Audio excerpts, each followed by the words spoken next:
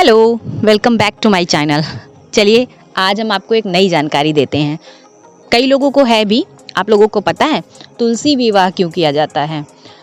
तुलसी जी का ऐसा कौन सा कहानी है जिसकी वजह से भगवान शालिग्राम के साथ उनकी पूजा की जाती है और उनको माता कब से माना गया, उनका जन्म कैसे हुआ, इन सारी बातों में आज हम बात करेंगे। तो काफ़ी लोगों को पता है इस बारे में, जिनको नहीं पता है वो हमारे वीडियो से जान लें। और सबसे बड़ी बात, तुलसी विवाह इतना ज़्यादा शुभ क्यों माना जाता है। तो चलिए सबसे पहले हम बात करते हैं उस काल की जब भगवान विष्णु मतलब प्रत्यक्ष रूप से सबको दिखते थे। उस समय की बात है। वृंदा नाम की एक स्त्री थी। वो बहुत मतलब पतिव्रता होता है ना, सावित्री टाइप, वैसे बहुत पतिव्रता स्त्री थी वो अपने पति के प्रति इतनी ज़्यादा आस्था और श्रद्धा रखती थी, उनकी पूजा करती थी। और उसकी वजह से, वृंदा की वजह से, उसका पति जो था वो राक्षस था। राक्षस होने के बावजूद भी वो केवल वृंदा के पूजा तप और पतिव्रता धर्म की वजह से उसका कोई वध नहीं कर पा रहा था। वो सबको मार रहा था और हर युद्ध में वो विजयी हो रहा था। वृंदा पतिव्रता होने के साथ साथ सबसे बड़ी बात उनकी थी कि वो विष्णु भगवान की परम भक्त थी। और विष्णु भगवान भी उसको कभी कुछ नहीं कहते थे, क्योंकि वो उसकी हर इच्छा पूरी करते थे। एक बार वृंदा के पति ने स्वर्गलोक में आक्रमण कर दिया। अब सब देवता घबरा गए, जैसे कि घबरा ही जाते हैं। तो वो घबरा कर विष्णु जी के पास पहुंचे और उन्होंने अपनी सारी समस्या उनसे बताई कि आपके आशीर्वाद की वजह से, आपके पूजा और फल के स्वरूप से हम इसका वध नहीं कर पा रहे हैं और इसको कोई भी अभी तक पराजित नहीं कर पा रहा है, जिसकी वजह से इसका दुस्साहस काफ़ी बढ़ता जा रहा है। जब विष्णु भगवान को ये बात गंभीर लगी कि हाँ मतलब ये तो बड़ा चिंता का विषय है, फिर देवता कहाँ रहेंगे, अगर हार जाएंगे तो देवताओं के बिना तो सृष्टि का मतलब संचार ही संभव नहीं है। तो उन्होंने फिर वृंदा को छल से जो है उनकी पवित्रता भंग करनी चाहिए। उन्होंने वृंदा के पति का भेष रख लिया। जब उन्होंने वृंदा के पति का भेष रखा और वृंदा के साथ मतलब वो सामने आए, तो वृंदा का जो मतलब उनके साथ मोह प्रकट हुआ, उसकी वजह से उनकी पत्नीव्रता जो धर्म था, पवित्रता थी उनकी, वो भंग हो गई। जब पत्नीव्रता धर्म उनका भंग हो गया, तब विष्णु भगवान ने मतलब प्रत्यक्ष रूप से उनके सामने आए और उसी के कारण जब उनका पत्नीव्रता भंग हो गया तो जो वृंदा के पति के ऊपर उनका आशीर्वाद था वो भी खत्म हो गया। जब वो खत्म हुआ तो उन्होंने, जो देवता थे, उन्होंने वृंदा के पति का वध कर दिया। जब वो मर गए, ये सूचना वृंदा को मिली और उसको पता चला कि विष्णु भगवान ने उसके साथ छल किया है, तब वो बहुत ज़्यादा क्रोधित हुई और उसने भगवान विष्णु को श्राप दे दिया कि आपके दिल, आपके हृदय मतलब आपके अंदर हृदय नहीं है, आपने मेरी छल के साथ ऐसी वो की है, तो आप पाषाण के बन जाएं। पाषाण मतलब पत्थर के बन जाएं।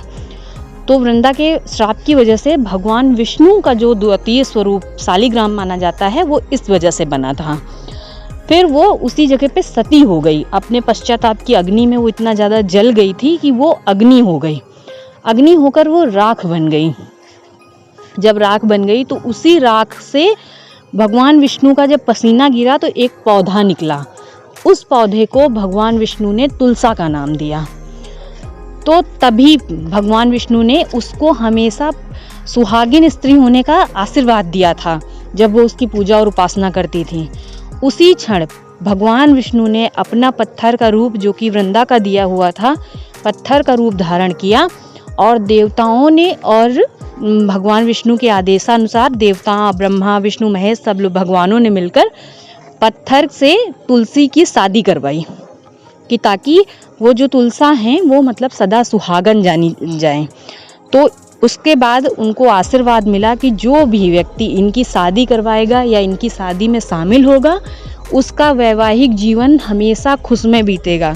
खास करके स्त्रियों के लिए उनका सुहाग हमेशा अमर रहेगा और वो सुहागवती रहेंगी। ऐसा आशीर्वाद भगवान विष्णु ने दिया था। तो मे भी सारे कन्फ्यूज़न सबके क्लियर हो गए होंगे। ये थी मतलब वृंदा, शालिग्राम और भगवान विष्णु की कहानी। वृंदा ने एक श्राप और दिया था उनको। इस श्राप का वर्णन कुछ ग्रंथों में है और कुछ में नहीं। उन्होंने बोला था कि जैसे छल से तुमने मेरे पति को मुझसे दूर किया है, वैसे ही छल से तुम्हारी पत्नी भी तुमसे दूर होगी।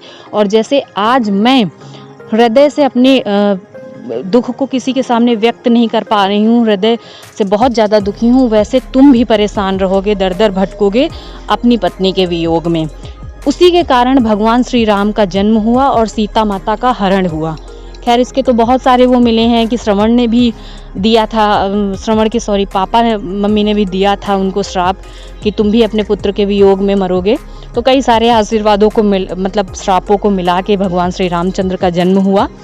तो ये कुछ मान्यताएं हैं कि क्यों की जाती है तुलसी की पूजा, क्यों माना जाता है तुलसी को इतना विशेष और तुलसी विवाह को इतना विशेष, क्यों करते हैं हम शालिग्राम और तुलसी की शादी, और क्यों मानी जाती है तुलसा इतनी शुभ, कैसे हुआ तुलसा जी का जन्म।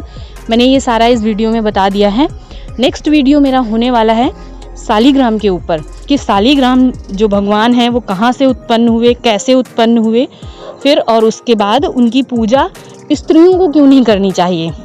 कई सारे ग्रंथों में भी इसका वर्णन है कि शालिग्राम की पूजा स्त्री को नहीं करनी चाहिए। अगर आपके घर में स्त्री है और शालिग्राम भगवान हैं तो आप उन्हें किसी मंदिर में रखवा दें, अन्यथा मतलब आप उनकी पूजा, आपके घर में कोई बच्चा है उससे करवा लें, पर स्त्रियों को शालिग्राम की पूजा नहीं करनी चाहिए। तो ये थी छोटी सी जानकारी। आई होप आप लोगों को पसंद आई हुई होगी, और वीडियो आप लोग पूरा देखा करिए।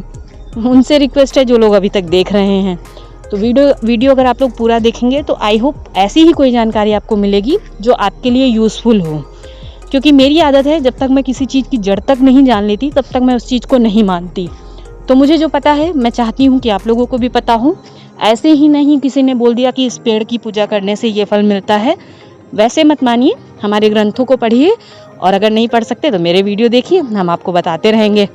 तो चलिए आपसे अभी फ़िलहाल विदा लेते हैं, नेक्स्ट वीडियो में फिर से हाजिर हो जाएंगे। तब तक के लिए बाय बाय।